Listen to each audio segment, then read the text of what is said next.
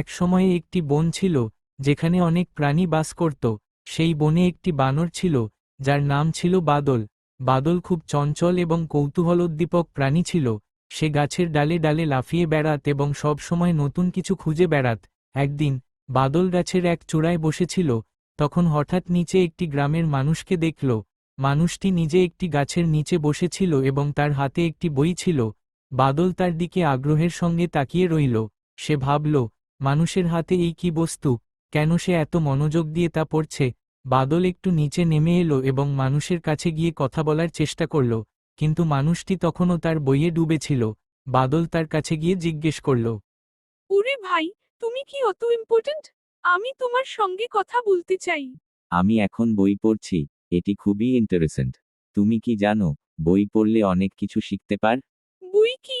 আমি তো গাছের মধ্যে থাকি, আমি জানি না বই কি। বই হলো জ্ঞানের ধারক। এতে অনেক ধরনের গল্প, তথ্য এবং ইতিহাস রয়েছে। তুমি যদি বই পড়তে শিখো, তাহলে অনেক কিছু জানবে। বাদল ভাবল, তাহলে আমি কিভাবে বই পড়ব? মানুষটি তাকে বইটির এক পৃষ্ঠা খুলে দেখালো এবং কিছু অক্ষর এবং ছবির ব্যাখ্যা করল। বাদল খুব আগ্রহ নিয়ে তা শুনল। সেদিন থেকেই বাদল মানুষের কাছে গিয়ে বই পড়া শিখতে শুরু করল। মানুষটির সঙ্গে বন্ধুত্ব গড়ে উঠল এবং তারা একসাথে অনেক গল্প শেয়ার করতে লাগল। বাদলের চরিত্রে পরিবর্তন এল।